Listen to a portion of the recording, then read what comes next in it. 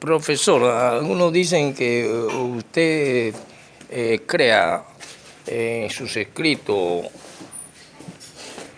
la ilusión del cubismo que dominó Picasso en pintura, o en el arte sobre el lienzo. Que usted utilice el cubismo, que él paraba en un cuarto desde la mañana sin descansar a tratar de pintando, y usted lo hace leyendo, y que sus clases son extrañas, que de dónde ha venido ese conocimiento. Bueno, queridos estudiantes, siéntense. Lo que queremos decir es que hoy en día yo me sorprendo cuando un mapa de Colombia nos lo echan ya por medio de un aparato. Y también me sorprendo cuando personas que hay y están en el gobierno, están en puestos burocráticos, porque un familiar está en la alcaldía o está en algún puesto de importancia, y han hecho en un año el bachillerato, y algunos a veces saben poco leer y escribir, y tienen cargo como de inspectores de tierra, y viajan por Colombia y tienen sueldo grande. Yo no me explico esta sociedad y esta Colombia, y por eso tanta carnicería y sangre. Por eso en esta cuestión de los monstruos, Stalin y el gran Rasputín, el cual también tenemos como monstruoso un periodo que se conoce como bipartidismo, pero que antecede en Colombia, antes de yo hablar de Rasputín y Stalin, vamos a hablar de que antes de que existiera el bipartidismo, existió en 1953 al 57 el militarismo gubernamental del presidente Rojas, según uno de los mejores gobiernos que ha existido.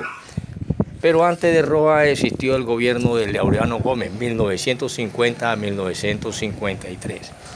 Este hombre, Laureano Gómez, realmente es un hombre que tiene un corte franquista, o sea, un dictador de España, y que estaba de acuerdo con la imposición y la irrupción de economía de Estados Unidos hacia Colombia para en la cuestión continental. Por lo tanto, este hombre, Laureano Gómez, él mismo ha sido uno de los políticos más controvertidos. Se colocó la banda, su nombre era Laureano Gómez Castro, gobernó entre 1950 al 53, y pocos gobiernos han girado tanto en torno a una sola personalidad como el de Laureano Gómez, que inició la convulsionada década del 50. Durante los 3 años de su mandato se agudizó la violencia social y política.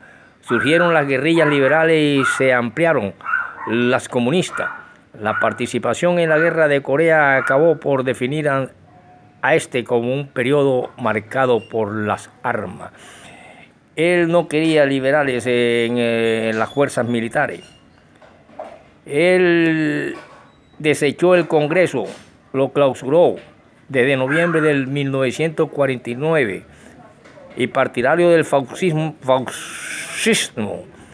fascista europeo y de su ideología, antes y durante la Segunda Guerra Mundial, él ejerció en ejercicio de su gobierno, desarrolló esa guerra de Corea y se vio obligado a convivir políticamente con los postulados norteamericanos sobre la democracia y la defensa nacional. Pero hay un hecho muy importante. Para poder hablar de bipartidismo tenía que tocar este tema. Y sí, queridos estudiantes, díganle que mis métodos y mi forma de enseñar y mis escritos, cuando escribo, tienen que ver mucho con pintores famosos. Un amigo mío, gran pintor, dice que el cubismo lo dominó bastante Picasso.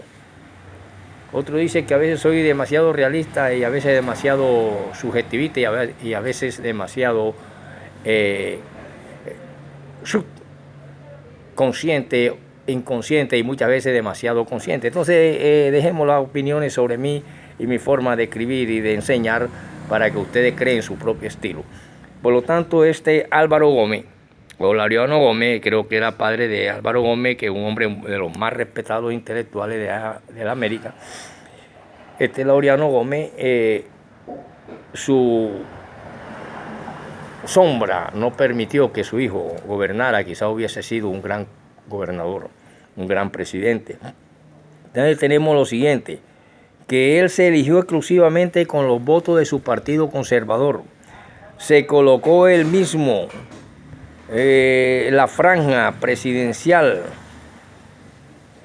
ante la Corte Suprema de Justicia, porque el Congreso estaba clausurado desde el 49, como le dije. Por lo tanto, de esta manera sí podemos decir que después vino Rojas Pinilla y después el bipartidismo. Y el bipartidismo, para poder yo terminar con cómo maté a Rasputín, un príncipe, fue el que lo mató, que no se atrevía a matar una gallina, y concluir un poco con esto del bipartidismo en Colombia. El bipartidismo fue la partera y la mujer encinta que parió al mismo tiempo, ella misma se parió, al famoso bipartidismo que pasa al multipartidismo en la historia colombiana. Y comienza del siglo XIX el bipartidismo y rigió la vida política nacional durante la mayor parte del siglo XX. Pero en las últimas décadas del siglo XX se advierte un crecimiento del voto a favor de nuevas organizaciones políticas independientes.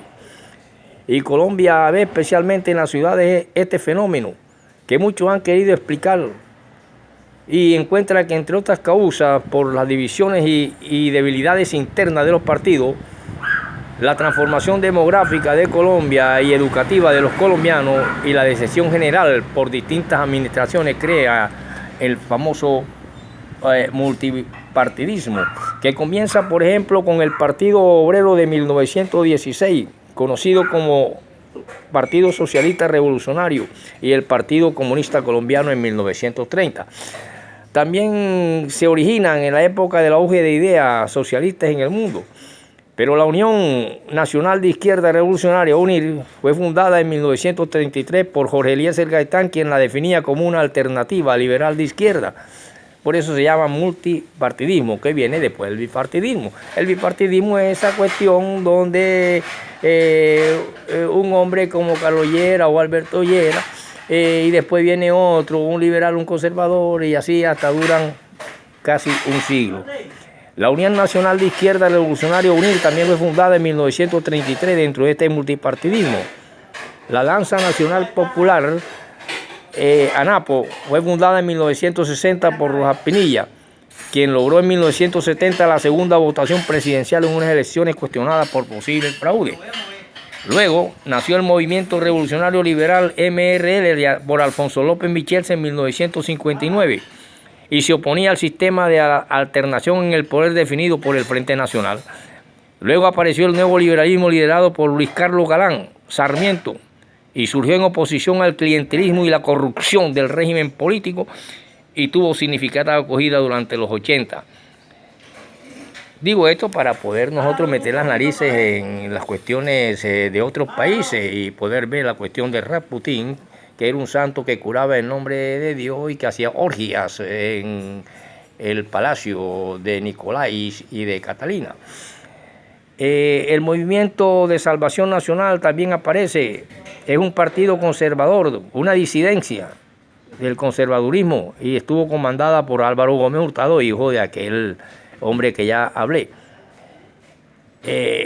Obtuvo importante votación en la Asamblea Constituyente de 1991. Pero hay otras organizaciones que nacieron de los procesos de paz que se realizaron en las últimas décadas del siglo XX. Este es el caso de la Alianza Democrática M19. Unión del M19 es una organización surgida del desmovilizado grupo guerrillero Movimiento 19 de Abril, que había nacido en 1974 con el PRT, Partido Revolucionario de Trabajadores, y el EPL, Movimiento Esperanza, Paz y Libertad, surgido del antiguo Ejército Popular de Liberación.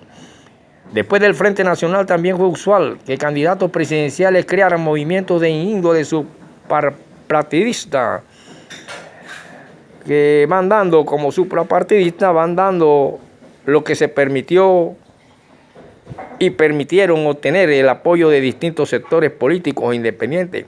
Esto sucedió en la década del 90, donde existieron alrededor de 60 movimientos y partidos políticos legalmente reconocidos.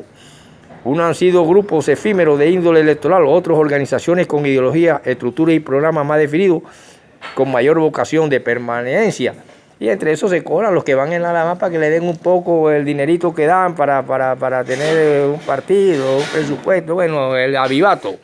Ahora sí podemos definir quién fue el monstruo llamado José María Stalin, que quizás ustedes en un computador o a través de los medios tecnológicos actuales, celulares, YouTube, Facebook, las diferentes cuestiones le pueden presentar y le han presentado a un Rasputín o a un José María Stalin y lo ven rápidamente cómo fue su muerte. Pero con el polémico profesor Robinson Ferreira, a quien han catalogado el mejor del mundo, las cuestiones se enseñan de diferentes maneras.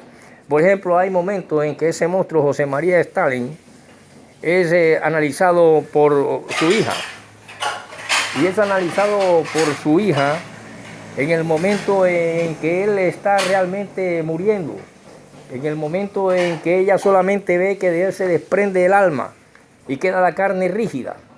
En el momento en que ella comprende que es ese padre que ha visto pocas veces en la vida, porque la otra hija así pasó durante 18 años ante él, y que ella ve que había un complot dentro del buró político de Rusia, porque trajeron de la cárcel a un médico de su confianza, el cual él confiaba plenamente en él, y había una doctora rusa, pero que ella vio que a él le estaban dando cianuro con agua. Le estaban dando unas cuestiones pasmosas que hicieron que en él existieran una cantidad de espasmos y su respiración se acortara y su presión sanguínea hasta producir un derrame cerebral. Ella piensa que cuando hace la entrevista y escribe su libro para un norteamericano, y ella escribe su libro, ella era llamada Latina Stalin, ella se queda impresionada al ver cómo a él le colocaban sanguijuelas, cómo lo abatían con una escobilla, y que ella como hija solamente sabía que era carne de su carne y que no le interesaba si era o no un monstruo. Lo cierto era que aquel hombre vivía humildemente en una casa de madera donde pasó su último tiempo, y enfrente estaba la gran casona del Parade. Ella decía que mi padre nada objetó cuando le dije que me marchara de la casa en Sidanov. Y él dijo, haz lo que quiera, fue lo que le contestó. Pero ella, la escritora del libro Mi padre y yo, la hija de Stalin,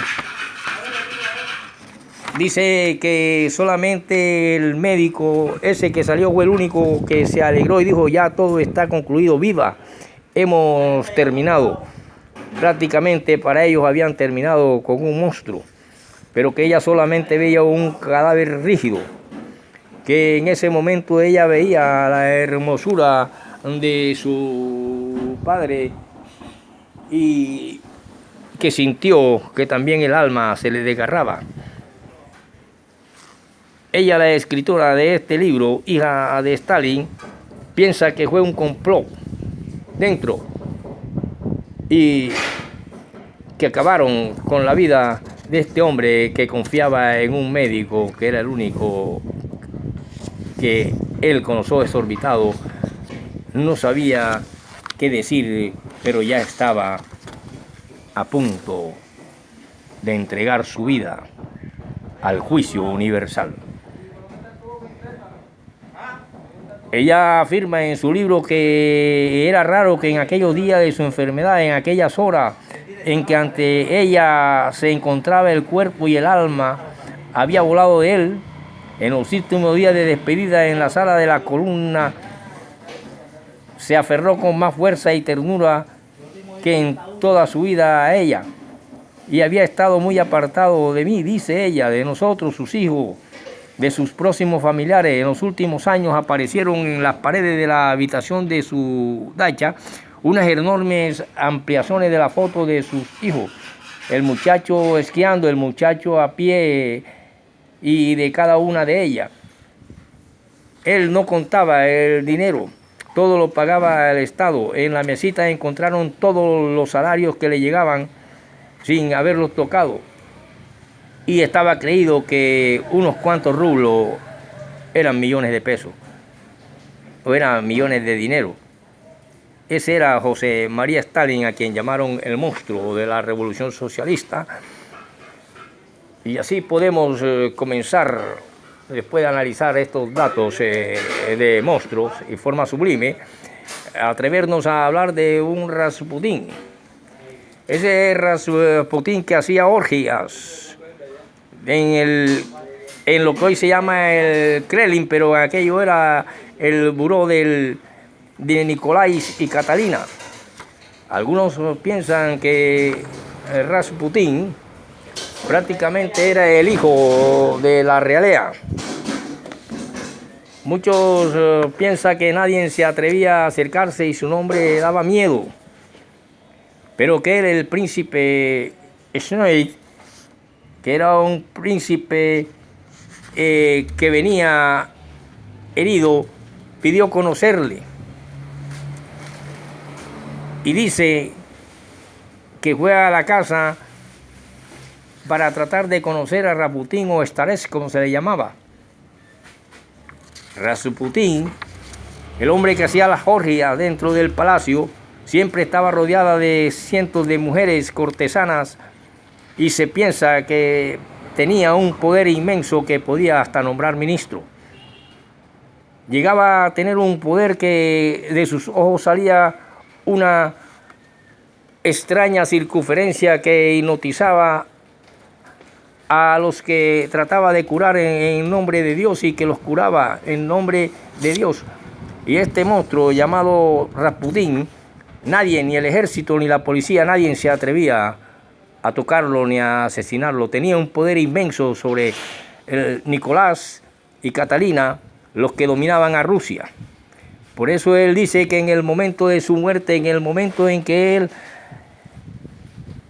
Rasputín, quien parecía la misma encarnación de Satanás, lo cogió por la garganta, los ojos se le querían salir y la sangre le brotaba por la boca, después que le propinaran y le dieran también de beber cianuro con agua, pero que resistió y que fue necesario avaliarlo y que botando sangre por la boca,